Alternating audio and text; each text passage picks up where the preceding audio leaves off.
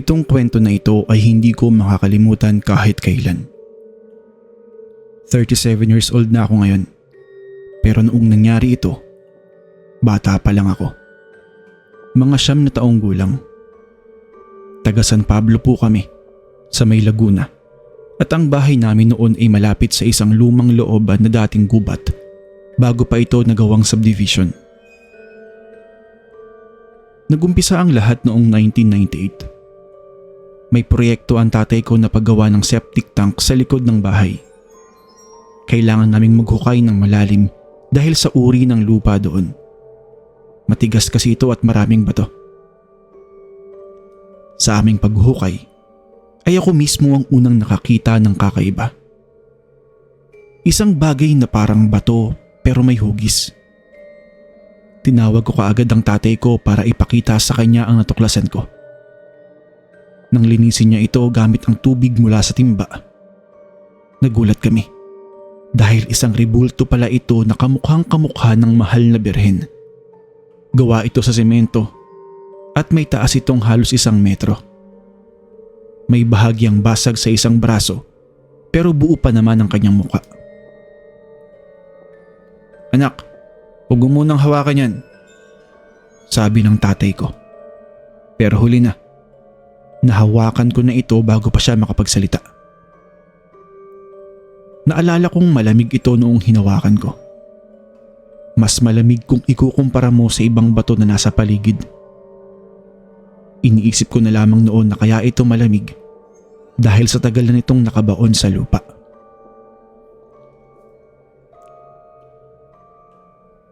Dinala namin ito sa loob at dahil relihiyoso ang lola ko, agad niyang inayos ang rebulto sa isang maliit na altar sa aming sala. "Biyaya to. Baka may nagbaon nito noon. Baka yung dating may-ari. At dahil nakita natin to, kailangan na natin itong igalang at hindi itapon," sabi noon ni Lola. Kaya doon na ito nanatili. Nakapatong sa altar, katabi ng mga kandila at rosaryo. May 3 akong kapatid noon. Bali 4 kaming lahat. Ako ang panganay, sinundan ng 2 kapatid na babae at isang nakababatang kambal ko na lalaki na si JJ. 7 na taong gulang din siya pero mas bata sa akin ng ilang oras lang. Sa katunayan, magkaiba lang ang oras ng aming kapanganakan dahil siya ipinanganak ng alas 12 ng gabi at ako naman ay alas 11. Malapit kami ni JJ. Ang nararamdaman niya ay nararamdaman ko rin. At dahil dito, siya rin ang unang nakaramdam kasabay ko ng kakaibang bagay sa bahay noon. Kahit hindi pa niya ito na ibahagi kaagad sa akin. Sa umpisa, wala namang kakaiba. Normal lang lahat.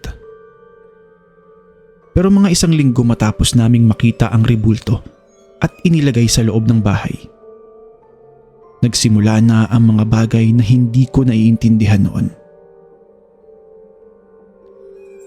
Isang gabi kasi, nagising akong bigla dahil sa amoy. Parang lupang basa. Parang amoy libingan. Kaya ang ginawa ko, lumabas ako ng kwarto para tingnan kung may bukas na bintana sa paligid. Pero wala naman. Sa pagbalik ko sa kwarto, doon ko unang napansin na yung rebulto ay nakaharap na sa dingding. Dati kasing nakaharap ito sa amin, sa direksyon ng hagdan papunta sa may kwarto. Iniisip kong baka natumba lang o baka iniba ng pwesto ng isa sa mga kapatid ko. Kaya ang ginawa ko, binalik ko ito sa dating pwesto niya at natulog na ulit. Kinabukasan, naabutan ko na naman itong nakaharap sa dingding. Paulit-ulit na nangyari ito sa loob ng ilang gabi. Naaabutan kong laging nakaharap sa dingding tuwing sasapit ang umaga. Gayong sigurado akong binabalik ko ito sa tamang direksyon bago ako matulog. Sinabi ko sa nanay ko ang bagay na ito. Pero sinabihan lang niya akong huwag masyadong pansinin at pag-isipan yun dahil baka raw may daga o pusa na gumagalaw nito.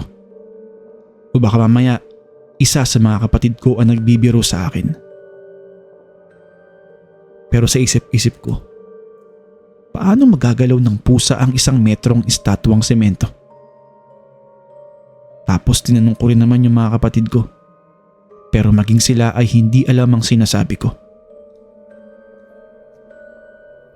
Pagkatapos noon, nagsimula ang mga panaginip. Palagi kong napapanaginipan ng isang babaeng nakasuot ng puti. Nakatalikod, nakatayo sa gitna ng isang parang. Malayo siya sa pwesto kung nasaan ako. Sa bawat panaginip ay napapansin kong unti-unti siyang lumalapit at sa huling gabi na napanaginipan ko siya. Nakaharap na siya sa akin. Pero ganoon na lamang ang labis kong pagkatakot dahil wala siyang mukha. Sa lugar kung saan dapat may mata, ilong, bibig, wala. Makinis lang ang mukha niya na parang simento. Pagkatapos, may boses akong naririnig mula sa kanya. Mahina, parang bulong. At ang sabi nito, Ibalik ninyo ang anak ko. dahil sa takot ko, ay pinilit kong sumigaw pero walang nakakarinig sa akin. Nagising ako na umiiyak. Inawasan kong isipin ito. Pero kinabukasan, habang naglalaro kami ni JJ sa labas, biglang tumigil siya at tinanong ako, "Kuya, napapanaginipan mo rin ba yung babaeng walang mukha?" Doon ko lamang nalaman na hindi lang pala ako. Pareho pala kaming napapanaginipan ang parehong babae sa parehong parang gabi-gabi kahit hindi kami nag-uusap tungkol dito noon. Mula noon, sabay na kaming natatakot tuwing gabi at madalas kaming magkasamang natutulog sa isang kama. Gaano man kainit dahil sa init ng tag-araw, wala kaming pakialam dahil mas mabuti nang magkasama kaming dalawa kaysa naman sa matulog kami na nag-iisa. Habang tumatagal, ay mas lalong lumalala pa ang mga pangyayari noon sa bahay.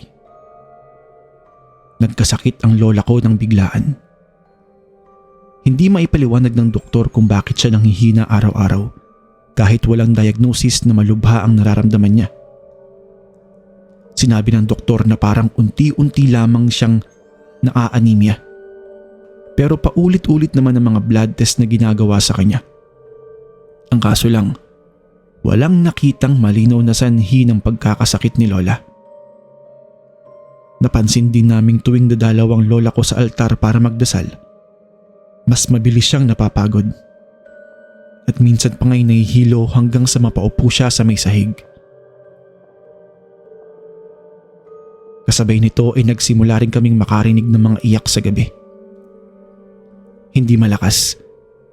Parang paus na hikbi ng isang bata galing sa direksyon ng sala kung saan naroon ng rebulto. Sa lakas ng iyak na yon, ay nakapagtatakang kami lang ni JJ ang nakakarinig at nagigising.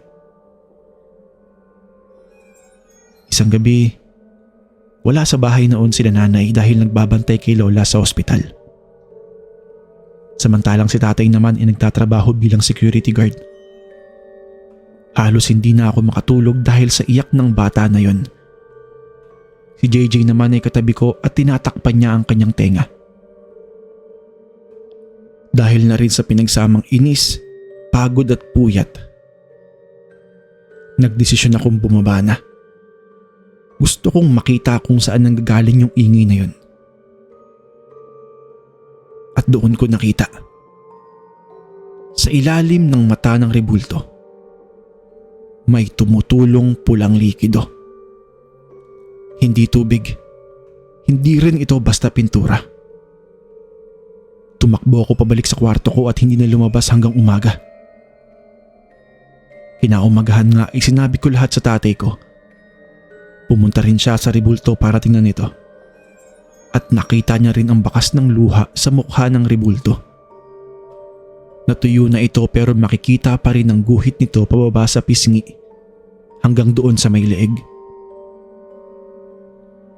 Doon na nagpasya ang mga magulang ko na magtanong sa mga kapitbahay tungkol sa lupang kinuhanan namin ng rebulto. Isang matandang lalaki ang nakausap nila. Natawagin na lamang natin sa pangalang Mang Castro. Matagal na siyang naninirahan sa lugar at siya mismo ang nagkwento sa amin. Dati raw, bago pa ang subdivision, may pamilyang nakatira sa gubat na yon. May anak silang babae na namatay sa lagnat. At bilang pananggalang sa espiritu ng bata mula sa masasamang loob, ibinaon nila ang isang rebulto ng birhen sa tabi ng puntod bilang tanda at proteksyon. Nang isara ang lupain para gawing subdivision, hinukay ang mga labi ng bata para ilipat sa sementeryo. Pero naiwan ang rebulto doon, nakalimutan at nabaon ng mas malalim sa paglipas ng panahon. Isa yang tanda. Hindi dapat basta-basta ginalaw ng mga taong yon ang bangkay ng bata na hindi kasama ang rebultong yan. Lalo na kung nag-iisa na lamang ito sa lupa. Walang bantay at walang binabantayan. Sabi ni Mang Castro. Sinabi rin niya na naaalala niya pa mismo ang araw na hinukay ang mga labi ng bata para ilipat. Mga huling bahagi ng dekada 80 yon, bago pa man siya nakatira sa lugar namin. Ayon sa kanya, ang mga naging kapitbahay noon ay nagsabing sobrang bilis ng paghukay dahil gustong-gusto ng developer na matapos ang lupa. Kaya hindi na muling minasdan pa kung kumpleto ba talaga ang nakuha nila. Baka sa pagmamadali nila ay naiwan pa nga nila ang ibang parte ng batang babae. Sabi ni Mang Castro, bagay na ikinatakot ko ng husto noong marinig ko ito. Nag-alala ang mga magulang ko, kaya humingi na sila ng tulong sa isang albularyo na kilala sa aming lugar, si Aling Purisima. Pumunta siya sa bahay namin. Tiningnan ng rebulto at ang sabi niya, hindi raw masama ang loob ng rebulto mismo. Ang problema ay ang paghihintay. Naghihintay pa rin daw ang espiritu ng batang nabaon doon. Akala niya bumalik na naman ang mga taong nag-iwan sa kanya. Pero sa halip ay dinilalang palayo ang tanging bagay na natitira mula sa kanyang alaala. Kaya ang payo sa amin ni Aling Purisima, ibalik ang rebulto sa dating lugar kung saan namin ito nakuha. Pero sa pagkakataong ito, gawan ng maayos na markang bato sa ibabaw. Alayan ng dasal at kandila bilang tuluyang pamamaalam sa espiritu. Sinabi rin niya na dapat naming isama ang isang bagay na kay Lola dapat galing. Isang lumang laruan o kasautan ng bata kung meron man. Bilang dagdag alay daw ito. Dahil sa paniniwala niya, mas gusto ng batang espiritu na may kasamang bagay na pambata sa kanyang huling paghihimlay kesa sa isang estatwa na matagal na siyang kasama pero hindi naman talaga sa kanya. Sa pagkakataong iyon, naalala ng aking lola na mayroon pa palang lumang manika na gawa sa tela ang nasa kanya. Gawa ito ng kanyang sariling ina noong bata pa siya na ilang dekada nang nakatago sa ilalim ng kanyang aparador. Hindi niya alam kung bakit iyon pa ang pumasok sa isip niya. Pero pakiramdam niya, yon ang tamang bagay na ibigay doon sa kaluluwa ng babae. Ginawa ng tatay ko ang lahat ng ibinili ni Aling Purisima. Muli niyang hinukay ang parehong lugar. Inilagay ang lumang manika sa ibaba bago ibinalik ang rebulto sa ibabaw nito. Nagdasal at nagsindi kami ng kandila bago ito tuluyang tinabunan. Sinamahan ko siya noong araw na yon At naaalala kong habang tinatabunan ni tatay ang lupa, tumingin ako sa direksyon ng dating gubat. At sa loob ng isang saglit, para akong nakaramdam ng malamig na hangin na dumaan sa aking balikat. Kahit wala namang ihip ng hangin noong araw na yun. Para bang may nagsabi sa akin ng huling pamamaalam. Mula noon, wala nang kakaibang pangyayari sa bahay. Gumaling din ang lola ko pagkalipas ng ilang linggo. Unti-unti ito, tulad ng normal na paggaling. Tumigil na rin ang pareho naming panaginip ni JJ tungkol sa babaeng walang mukha. Paminsan-minsan ay pinag-uusapan pa rin namin ito hanggang sa lumaki kami. Hanggang ngayon, hindi ko na alam kung ano talaga ang totoong nangyari. Kung espiritu ba talaga ng bata yun o mayroon pang ibang bagay ang sumakay lamang sa rebulto. Pero ang alam ko lang, hindi na kami muling naghukay sa lugar na yon. At sinabihan namin ang mga sumunod na tumira doon na huwag nang gagalawin pa ang lupa sa likod, lalong-lalo na yung lupang mayroong marka. May mga ilang beses pang dumadaan ako doon hanggang ngayon. At sa tuwing gagawin ko ito, hindi ko maiwasang tumingin sandali sa direksyon ng dating looban, kung saan namin nakita ni tatay ang rebulto. Antique shop dati sa Recto, Maynila. Nangyari ito mula 2014 hanggang 2020. Doon nangyari ang lahat. Ang shop na ito kung saan ako nagkatrabaho ay pag-aari ng isang incheck na negosyante, si Boss Willie. Puno ito ng mga lumang muebles, florera, litrato at estatwa na galing sa iba't ibang panahon. May Espanyol, may Amerikano, Hapon at may Chino. Ang trabaho ko ay ayusin ang mga bagong dating na piyesa, linisin at ilagay sa display. 3 lang kami noong regular na tauhan doon. Ako bilang tagapamahala, si Manang Choleng na siyang namamahala sa mga papeles at benta, at ang mga part-time na kargador na nagbabago-bago depende sa dami ng mga dumarating na truck. 4 na taon na ako nagkatrabaho roon nang dumating sa shop ang isang rebulto. Isang Buddha. Kaya medyo marunong na ako sa mga bagay-bagay tungkol sa mga antik. Mayroon talaga mga pyesa na hindi ka basta-basta pinapayagan ni Boss Willie na ilagay sa unahan ng shop, kung saan nakikita agad ng mga customer.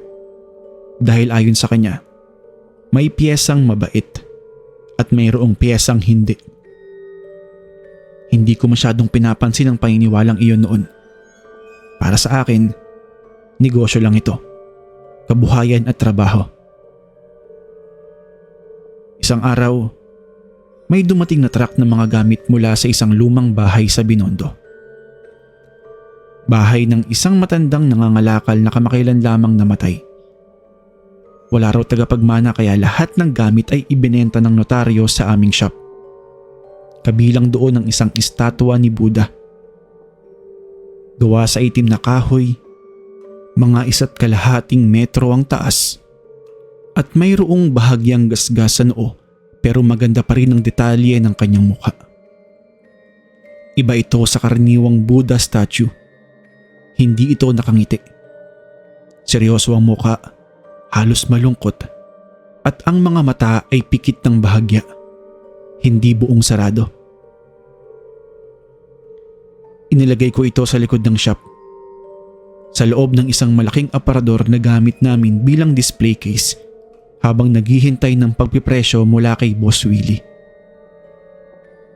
Nang gabing yun, habang nagbabantay ako mag-isa sa shop at hinihintay ko ang mag-alas 9, narinig ko ang unang kakaibang tunog. Para bang may kumakatok sa loob ng aparador. 3 beses. Magkakasunod. Pantay ang bilis. Akala ko daga, kaya hinayaan ko na lang. Kinabukasan, may bagong empleyado. Rico din ang pangalan niya. Magkaibigan kaming dalawa at ako ang nagpasok sa kanya doon. Nakiusap din siya sa akin na kung pwede raw ay gusto niyang magbantay sa gabi dahil kailangan niya ng ekstrang kita. Buti nga at pumayag si Boss Willie noon. Masaya ako noon para sa kaibigan ko dahil alam kong sobrang nangangailangan siya. Pero ang hindi ko alam, doon na pala magsisimula ang pagbabago sa kanya. Sa loob ng unang linggo, normal at masaya si Rico. Pero nang ikalawang linggo, napansin namin lahat sa shop na parang nag-iba siya. Tahimik, hindi na kumakain ng maayos, at madalas na nakatingin sa kawalan. Isang araw nahuli ko siyang nakaupo sa harap ng aparador kung saan nakalagay ang Buddha. Nakaharap siya doon ng halos isang oras nang hindi kumikilos. Kaya lumapit ako sa kanya. Rico, ayos ka lang? Tanong ko. Napatingin siya sa akin ng mabagal. At ang boses niya nang sumagot ay hindi katulad ng dati niyang boses. Gutom siya. Sabi niya sa akin. Sino? Sinong gutom? Tanong ko sa kanya. Pero ngumiti lamang si Rico at bumalik sa pagtitig sa estatwa. Ikinuwento ko ito kay Boss Willie, pero pinagtawanan lang niya ako. Sinabing pagod lang daw si Rico. Kinausap ko rin si Manang Choleng tungkol dito at doon ko nalaman na hindi lang pala ako ang nakakapansin ng pagbabago sa kanya. Sinabi niya sa aking mahigit isang linggo na raw hindi kumakain ng maayos si Rico. At minsan ay nahuhuli niya rin ito nagsasalitang mag-isa sa likod ng shop na para bang may kausap kahit wala namang ibang tao sa paligid. Baka pinapasok na ng kalungkutan niyang kaibigan mo ha. Hindi kaya stress o depressed na yan. Sabi sa akin ni Manang Choleng noon. Sinusubukang bigyan ng ordinaryong paliwanag ang mga nangyayari kay Rico. Baka nga po, Manang Choleng. Mag-isa lang kasi yan sa apartment, tapos malayo pa ang pamilya. Sagot ko kay Manang Choleng. Gusto ko sanang paniwalaan ito dahil mas madali itong tanggapin kaysa sa unti-unti kong pag-isipan ng kung ano-ano ang kaibigan ko. Pero mas lumala ang mga pangyayari.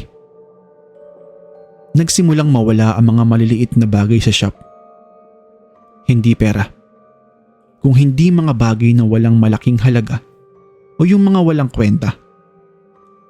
Mga sinaunang kandila, mga piraso ng papel, at mga maliliit na muebles na nakatambak lamang sa isang tabi. Isang gabi, nasilip ko si Rico sa may likod at nakita ko siya naglalagay ng mga bagay sa harap ng aparador. Para bang inaalayan niya ito. Nakita ko rin na mayroong mga kandilang nakasindi roon. May piraso ng karne at may pera. Rico, anong ginagawa mo? Sigaw ko sa kanya. Napalingon siya sa akin at siliwanag ng ilaw ng shop. Nakita ko ang kanyang mga mata. Pulang-pula ito. Hindi normal. Para bang may sugat sa loob ng kanyang mga mata. Kailangan siyang pakainin. Kung hindi, tayo ang kakainin niya. Sagot sa akin ni Rico. Doon na ako natakot ng husto. Hindi ako nakatulog nung gabing yun. Patuloy kong iniisip ang tingin niya sa akin. Parang hindi na ito ang mga mata ni Rico na nakikita ko. Kinabukasan, sinabi ko ulit kay Boss Willie ito. At sa pagkakataong ito, mas seryoso na siyang nakinig sa akin. Dahil may nabalitaan din siyang kwento tungkol sa dating may-ari ng bahay sa Binondo na nagbigay ng Buddha sa amin. Yung matandang yun, isa siyang matandang mangangalakal. Hindi pala siya basta-basta namatay dahil lamang sa katandaan. Ayon sa mga kapitbahay noon, ang matanda ay nagpakamatay sa loob ng kanyang silid. Sa harap mismo ng estatwang yon.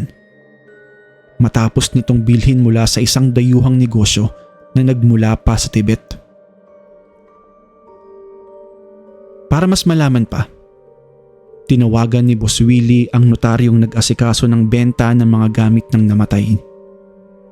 At pinayagan kaming makipag-usap sa isang pamangkin ng matanda na tumulong sa paglilinis ng bahay bago ito ibenta.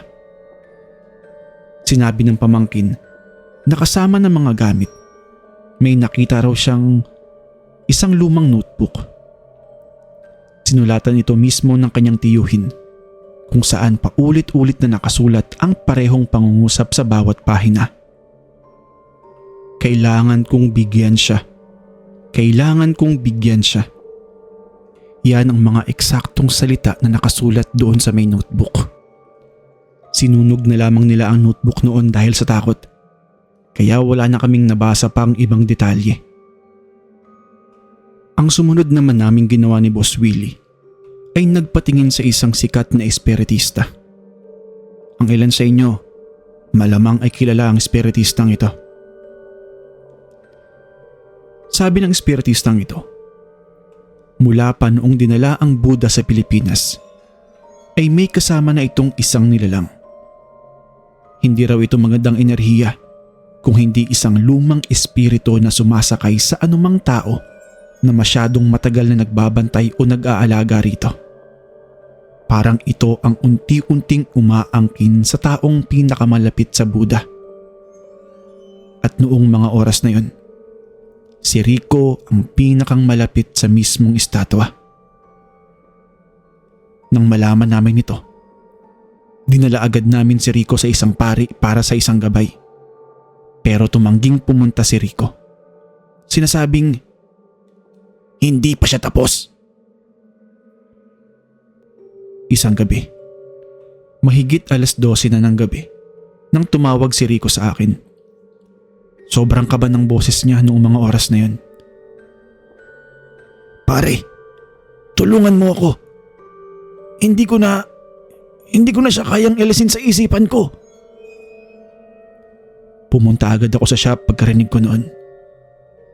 Pagkarating ko, nakita kong nakabukas ang aparador. At sa harapan noon, nakaupo si Rico. Nakatitig, umiiyak ng tahimik. Sa harap niya nakalatag ang mga bagay na inaalay niya noon. Pero sa pagkakataong ito, may dugo at ito ay mula sa kanyang sariling palad. Pare, sabi niya, kailangan niya raw ng dugo. Hindi na pagkain. Sabi ni Rico sa akin na halos hindi na malinaw ang kanyang pananalita. Kinuha ko siya at pinilit palabasin sa shop. Pero bago pa kami makalabas, may narinig kaming isang malakas na lagutok. Parang nabasag na kahoy. At nanggagaling ito mula sa aparador. Nang lumingon kami, nakita naming may bagong bitak ang mukha ng estatwa. Mula sa noo pababa sa mata. Tulad mismo ng lugar kung saan may sugat si Rico sa kanyang sariling noo mula sa isang aksidente noong bata pa siya. Bagay na hindi ko pa naikwento kahit kanino. Kinabukasan, hindi na pumasok si Rico sa trabaho. Tinawagan namin siya ng paulit-ulit. Pinuntahan ko siya sa kanyang tinutuluyang apartment. Pero sabi ng may-ari, bigla na lamang daw nawala ng tao doon. Isang linggo matapos noon, nabalitaan namin mula sa kanyang kapatid na natagpuan si Rico sa kanyang kwarto, doon sa kanilang bahay sa probinsya. Patay na. Walang malinaw na dahilan ayon sa autopsiya. Ayon sa opisyal na report, cardiac arrest daw. Pero 24 na taong gulang pa lamang noon si Rico at wala siyang kahit anong kasaysayan na meron siyang sakit sa puso. Agad na tinawagan ni Boss Willie ang espiritistang nakausap namin dati. at ipinasunog ang estatwa sa isang ritual na ginawa malapit sa dagat sa Cavite. Sinasabing kailangang ibalik sa apoy at tubig ang bagay na nagmula sa lupa ng iba. Sumama ako noong araw na yun at naaalala kong habang nasusunog ang kahoy, may naririnig akong maikling tunog na parang halinghing. Matapos masunog ang rebultong yun, kinolekta ang mga abo at itinapon sa dagat. Isinara ni Boss Willie ang antique shop makalipas ang ilang buwan. Hindi dahil sa insidenteng ito, kung hindi dahil sa pandemya noong 2020. Pero umamin siya sa akin na hindi na siya muling tatanggap pa ng anumang pyesa mula sa mga bahay na may kaugnayan sa pagpapakamatay, gaano man kamura ang inaalok sa kanya. Hanggang ngayon, hindi ko naiintindihan kung bakit si Rico ang napili ng estatwa na yon. Baka dahil siya ang unang lumapit? Siya ang unang nag-alay ng oras at atensyon dito? Pero mula noon, tuwing may makikita kong estatwa sa mga antique shop na nakatitig at seryoso ang mukha, hindi ko na kayang tumingin ng matagal sa mga ito. Iniiwasan ko na. Lumalayo agad ako. Dahil natutunan ko na sa mahirap na paraan na mayroong mga bagay na hindi dapat pinapansin ng sobra. Dahil baka sila rin ang namamansin sa'yo at ito pa ang gumawa ng paraan para mapahamak ka. Ito pong kwento na ito, medyo kakaiba. Dahil hindi lamang ito tungkol sa multo. May kinalaman din ito sa isang lihim na matagal naming itinago bilang pamilya sumusunod noong 2011. May ate akong tawagin na lamang natin sa pangalang Divine. Mas matanda sa akin ng 4 na taon. Masipag siyang mag-aral. Nasa unang taon pa lang siya ng kolehiyo at kumukuha ng kursong nursing. Napakalapit namin bilang magkapatid. Siya kasi ang nagtuturo sa akin ng aking mga assignment. Siya ang kasama kong nanonood ng mga pelikula tuwing linggo. At siya rin ang unang nagturo sa akin kung paano magluto ng simpleng ulam dahil wala ang aming mga magulang na pareho nagtatrabaho bilang OFW noon sa Saudi Arabia. 5 po kami sa loob ng bahay. Ako, si Ate Divine, si Tito Ronnie na siyang bunso sa magkakapatid ng aking ina at pansamantalang nakatira sa amin habang naghahanap ng bagong trabaho, si Aling Nita na katulong namin, at si Lola na nakahiga na lamang sa higaan dahil sa labis na katandaan. At dahil si Ate Divine talaga ang nag-aalaga sa akin, masasabi kong si ate ang pumalit sa aming mga magulang sa pang-araw-araw na pangangalaga sa akin. Namatay si Ate Divine noong ako'y 14 na taong gulang. Sa isang aksidente. Ayon sa opisyal na report ng pulis, nahulog daw siya mula sa hagdan ng aming 2 palapag na bahay. Tumama ang kanyang ulo sa sahig at yun ang dahilan ng kanyang pagkamatay. Iyon ang unang naging kwento na pinaniniwalaan ng lahat at kasama na ako sa mga naniwala. Umuwi ang aming mga magulang para sa libing niya. Pero dahil sa hirap ng pananalapi, napilitan silang bumalik sa abroad makalipas lamang ang 2 linggo. Iniwan ako sa pangangalaga ni Tito Ronnie at ng aming lola sa ina. Sa libing ni Ate Divine, nagpagawa ang aming pamilya ng isang rebultong anghel na gawa sa marmol bilang panandang bato sa kanyang puntod. Isa itong batang babaeng anghel na nakaluhod. Nakayuko ang ulo at ang mga kamay nito ay nakadikit sa kanyang dibdib. Ganito karaniwan ang ginagawa noon sa sementeryo para sa mga batang namatay ng maaga. Sa unang taon matapos ang libing, madalas akong pumunta sa puntod ni ate. Kadalasang mag-isa, umiiyak at nagluluksa pa rin. Isang araw, habang naglalagay ako ng bulaklak, napansin ko na parang naiiba ang direksyon ng tingin ng rebulto. Dati kasing nakayuko ito, nakatingin sa lupa. Pero noong araw na yun, para bang nakatingala na ito at talagang direktang nakatapat sa akin. Iniisip kong pagkakamali lamang ito ng aking paningin. Hanggang sa mga sumunod na pagkakataong pumupunta pa rin ako sa libingan niya, nakita ko na uli. Nakatingin pa rin at sa pagkakataong yun, may bagay akong napansin sa ilalim ng bato. Mayroon doong bahagyang paghuhukay na ginawa. Para bang may kumapa sa lupa, malapit sa base ng rebulto. Iniisip kong baka may aso lamang na dumaan, kaya tinabunan ko na lang ito ulit at umuwi ng bahay. Nagpatuloy akong bumisita ng mas madalas. Halos linggo-linggo na. Kahit alam kong hindi ito karaniwang gawin ng isang 15 taong gulang. Sa bawat pagbisita ko, may bago akong napapansin. Minsan, may kaunting bulaklak na parang bagong-bagong putol ang nakalatag sa paanan ng rebulto. Gayong wala akong dinadala noon at wala rin akong ibang kamag-anak na regular na bumibisita sa pagkakaalam ko. Minsan naman, may bakas ng yapak sa lupa na parang bata ang laki. Bagay na kakaiba dahil bihira ang batang pumupunta sa sementeryo ng mag-isa. Sa loob ng mga sumunod na buwan, nagsimula akong makaranas ng mga panaginip. Palagi kong nakikita si Ate Divine sa panaginip ko.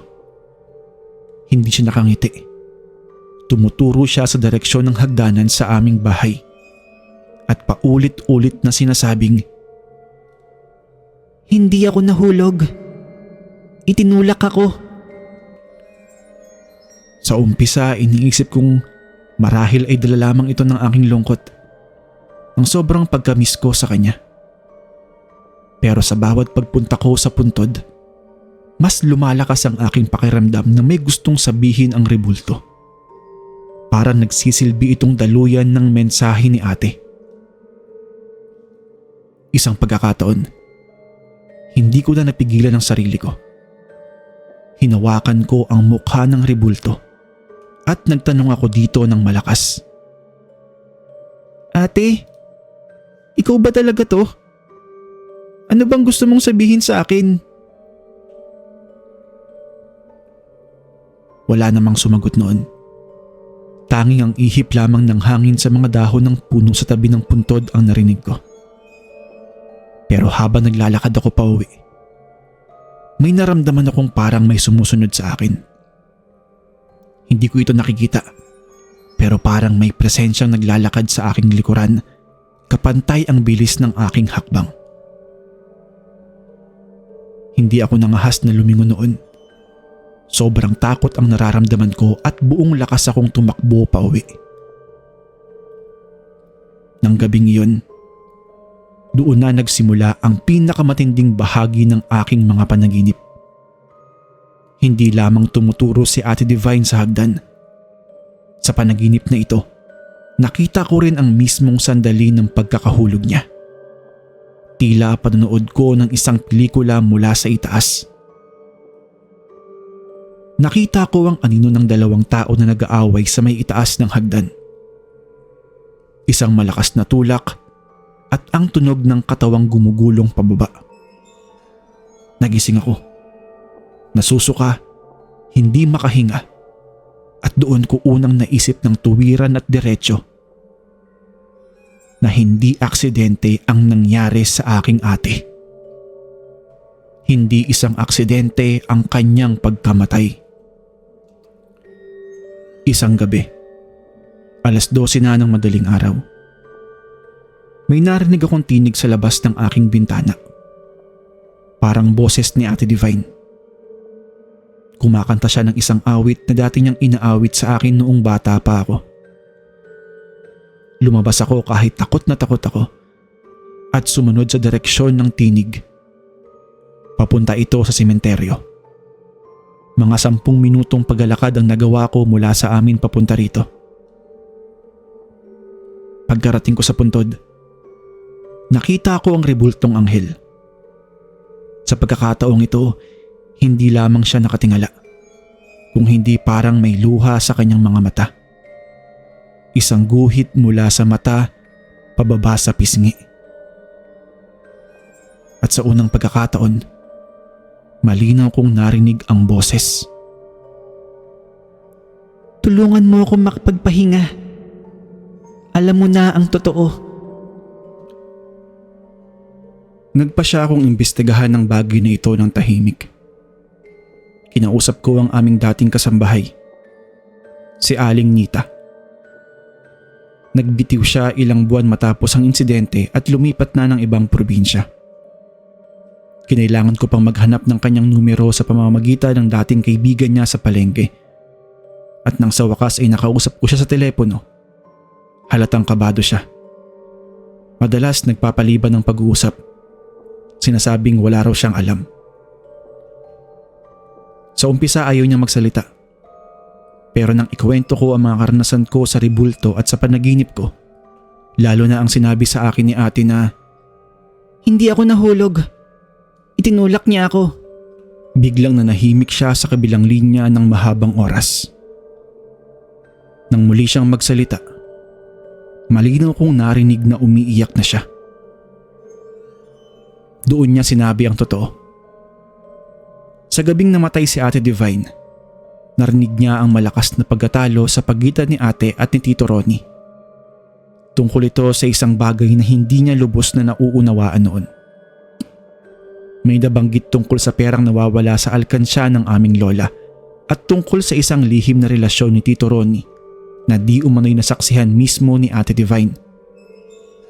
Malinaw niyang narinig ang tunog ng katawang bumagsak sa hagdan bago pa man sumigaw si Tito Ronnie ng aksidente para tawagan ng pulis. Natakot si Aling Nita noon na magsalita dahil pinagbantaan siya ni Tito Ronnie na papatayin siya kapag nagsimula siyang magsumbong. At dahil wala na rin siyang ibang pamilya sa lungsod na masasandalan, napilitan siyang manahimik at umalis na lamang sa trabaho. Dala-dala ang impormasyong ito, kinausap ko ang aking ina sa telepono na sobrang nagulat at nasaktan nang malaman ang katotohanan. Umuwi siya agad ng Pilipinas kahit sobrang laki ng gastos para personal na harapin si Tito Ronnie at dalhin ang usapin na ito sa mga otoridad. Muling binuksan ng kaso matapos ang 4 na taon at sa tulong ng bagong ebidensya mula kay Aling Nita. Ilang detalyeng hindi tugma sa unang report ng pulis at maging ang aking personal na karanasan. Kahit ito yung mga bagay na hindi maaaring gamitin bilang legal na ebidensya, pero nakatulong upang ituon ang pansin ng mga investigador sa kasong ito ni ate. Dahil sa mga ito, kinasuhan si Tito Ronnie. Sa bandang huli umamin siya. Nagkaroon daw sila ng malaking pag-aaway dahil nalaman ni Ate Divine ang isang lihim na kasalanan niyang may kinalaman sa pananalapi ng aming lola. At sa sobrang galit ng harapin siya nito, itinulak niya ito sa hagdan. Hindi sinasadya ayon sa kanya. Pero ang mga bagay na ito, yung mga sinabi niya, sapat na para ikulong siya sa huli sa kasong homicide. Matapos ang paglilitis, hindi na ako muling nakaranas ng kakaibang bagay mula sa rebulto. Nang huli akong pumunta sa puntod, matapos ang hatol, nakita ko itong bumalik na sa dating anyo. Nakayuko, mapayapa, walang bakas ng luha. Para bang matapos malaman ng katotohanan, nagkaroon na ng kapayapaan si Ate Divine. Naalala ko rin na noong araw na yon, matapos ako magdasal sa harap ng puntod, humalik ako sa noo ng rebulto tulad ng dati kong ginagawa kay ate noong bata pa ako bago siya matulog. Sa unang pagkakataon matapos ang 4 na taon, hindi ako umiyak sa harap ng kanyang puntod. Sa halip, para akong nakaramdam ng malaking kaginhawaan. Tila may pasan akong bigat na sa wakas ay naibsan. Hanggang ngayon, doon pa rin nakatayo ang rebultong yun sa sementeryo namin sa Cavite. At tuwing dadalaw ako, nagpapasalamat ako rito. Hindi ko lang kasi alam kung paano pa magiging posible na malaman ang totoo kung hindi dahil sa bagay na yun na parang naghihintay lamang ng tamang panahon para makapagsalita.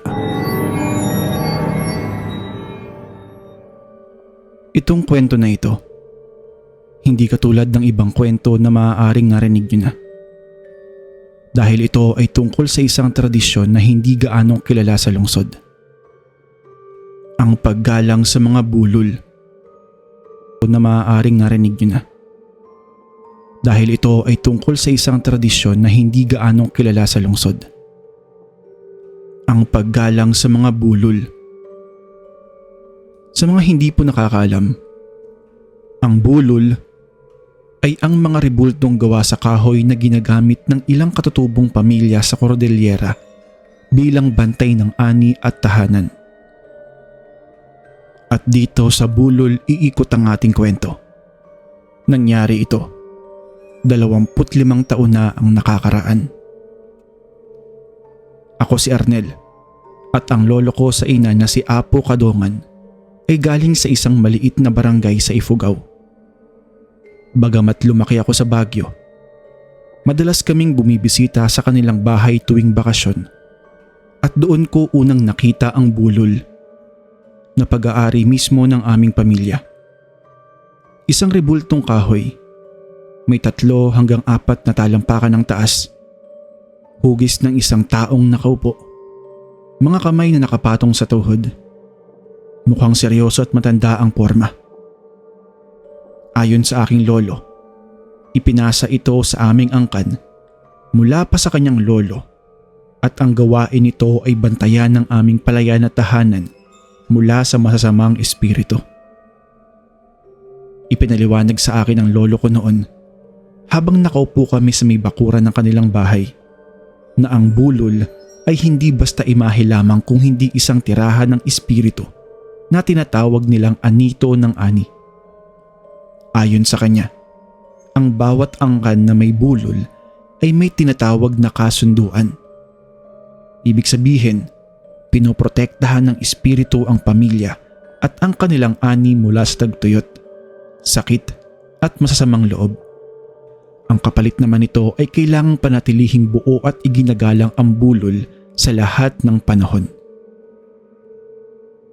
Mayroong mahigpit na alituntunin ng aming pamilya kaugnay sa bulol. Unang-una, hindi ito dapat ilagay sa lupa ng basta-basta. Dapat lagi itong nakataas. Pangalawa, kailangang alayan ng bigas at manok tuwing anihan. At higit sa lahat, hindi dapat ibenta o ilabas ng bahay ng walang pahintulot, lalo na sa mga taong hindi kabilang sa angkan. Sinabi rin niya dati na may isa pang bulol ang aming angkan, pero ipinagbili ito ng isang malayong kamag-anak na sobrang nangangailangan ng pera noong dekada 70 sa isang dayuhang kolektor. At hindi nagtagal, matapos noon, dumanas ang buong pamilya at angkan namin ng malaking pagkasira ng ani sa loob ng 3 sunod-sunod na taon. Kaya simula noon, naging maingat ang aming angkan, lalo na sa pangangalaga sa bulol. Noong 2004, namatay ang aking lolo. Dahil malayo na ang mga anak niya, kasama ang aking ina sa Ifugao, napagdesisyonan ng pamilya na ilipat ang bulol sa Baguio, doon sa bahay namin, dahil wala nang tao roon na mag-aasikaso ng maayos sa bulol. Ako mismo ang sumama sa pagsakay nito sa sasakyan papunta sa aming bahay. Sa unang buwan, sinunod namin ang mga tradisyon. Inilagay sa isang mataas na istante ang bulol, ginagalang at inaalayan ng mga kaunting bigas tuwing may okasyon. Naalala ko pa nga na noong unang dinala ito sa aming bahay sa Baguio, tuwing dumaraan ako sa harapan nito, may kakaibang init akong nararamdaman sa aking dibdib. Hindi sa masamang paraan kung hindi parang magaan, para bang pamilyar. Parang kilala ko na ito kahit noon ko pa lamang ito nakita. Pero hindi nagtagal. Paunti-unti, nawalan kami ng disiplina. Naging abala sa trabaho, sa eskwela, at parang naging ordinaryong dekorasyon na lamang ang bulol sa aming bahay, gayon din sa aming isipan. Nakalimutan namin ang kanyang tunay na kahulugan. Isang araw, ibinaba ito ng aking ina papunta sa sahig dahil kailangan niyang gamitin ang estante para sa ibang mga gamit. At doon ito naiwan ng ilang linggo. Nakapatong sa sahig, walang alay, nakalimutan na, at minsan pa nga'y pinapatungan ng mga tuyong labahin na inilalagay lamang namin pansamantala roon. At doon nagsimula ang problema. Una, nagkasakit ang aking nakababatang kapatid, si Cheska. Hindi maipaliwanag ang lagnat dahil hindi ito bumababa kahit anong gamot ang ibigay ng doktor sa kanya. Halos 1 linggo siyang naospital at sa bawat resulta ng test, walang malinaw na dahilan ang mga doktor kung bakit hindi bumababa ang kanyang lagnat. May mga pagkakataon pa na hindi na tinatanggap ng tiyan ng kapatid ko ang kahit anumang pagkain na binibigay namin sa kanya. Kapag dumampi ito sa kanyang labi, nasusuka na agad siya. Hindi lang yun ang nangyari sa amin. Dahil pagkatapos ng pagkakasakit ni Cheska, kasabay noon ay nagsimulang magbagsakan ang negosyo ng aking ama na nagtatayo ng maliliit na gusali sa Baguio. 2 malaking kontrata ang biglang nagkansela ng walang malinaw na dahilan sa kanya. Isa dahil lang sa pagbabago ng isip ng kliyente na hindi na muling nakipag-ugnayan pa. Sa loob ng 2 buwan, halos naubos ang aming ipon noon. At higit sa lahat, ito ang kakaiba sa lahat ng nangyari sa amin, lalo na sa akin. Madalas na kasi akong makarinig ng isang tunog sa gabi. Tila panaghoy o iyak ng isang matandang lalaki. Malayo pero malinaw. Laging galing sa direksyon kung saan nakapatong ang bulol.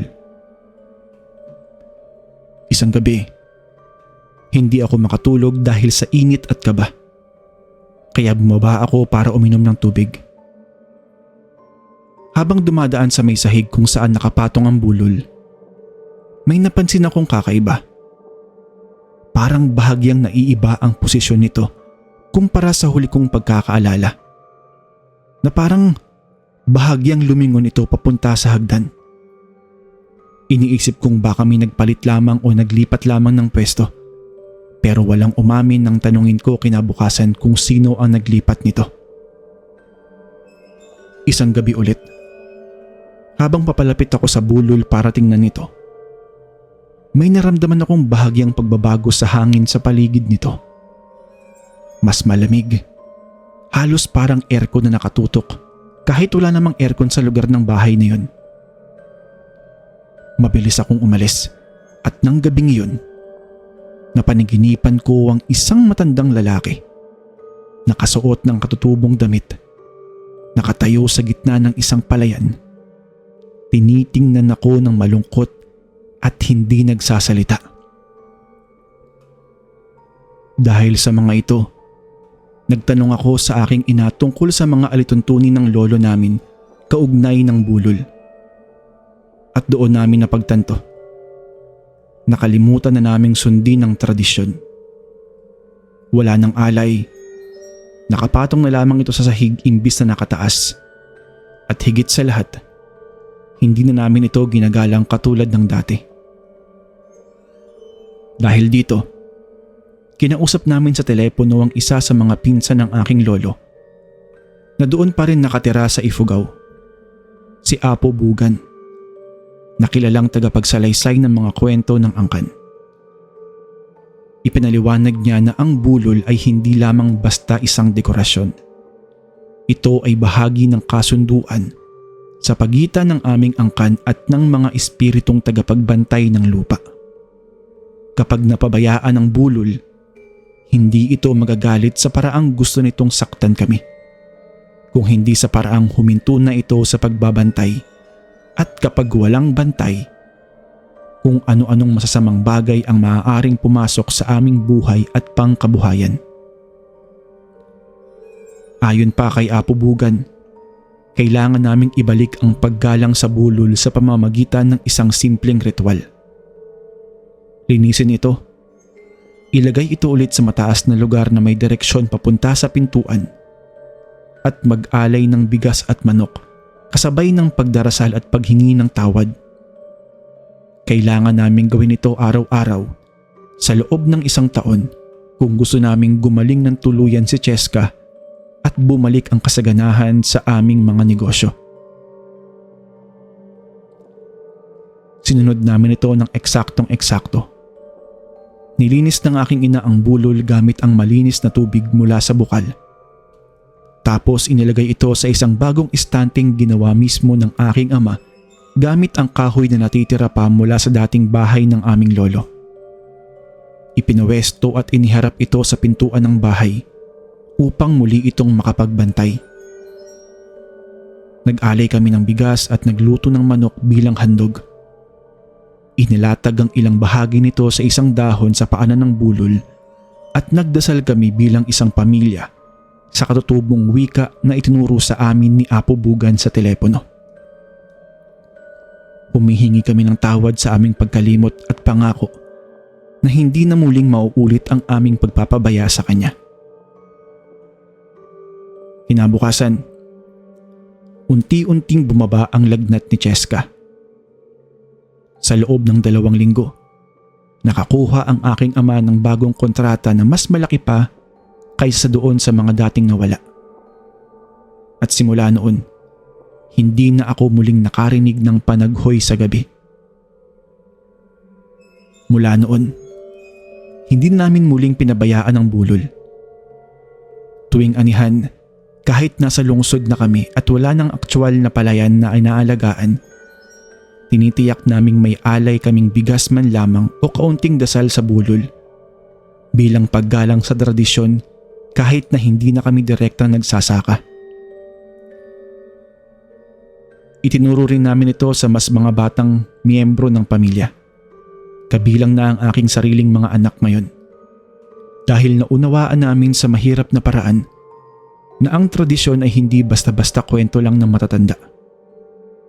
May dala itong bigat, may kahulugan, at kapag napabayaan, may kapalit itong hihingin sa'yo.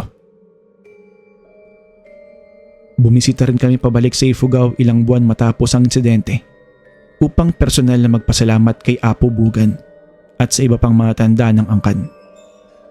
Doon ko lubusang naunawaan na ang bulol ay hindi lamang bagay ng aming pamilya, kung hindi bahagi ng isang mas malawak na sistema ng paniniwala na pinatili ng mga Ifugao sa loob ng daang-daang taon.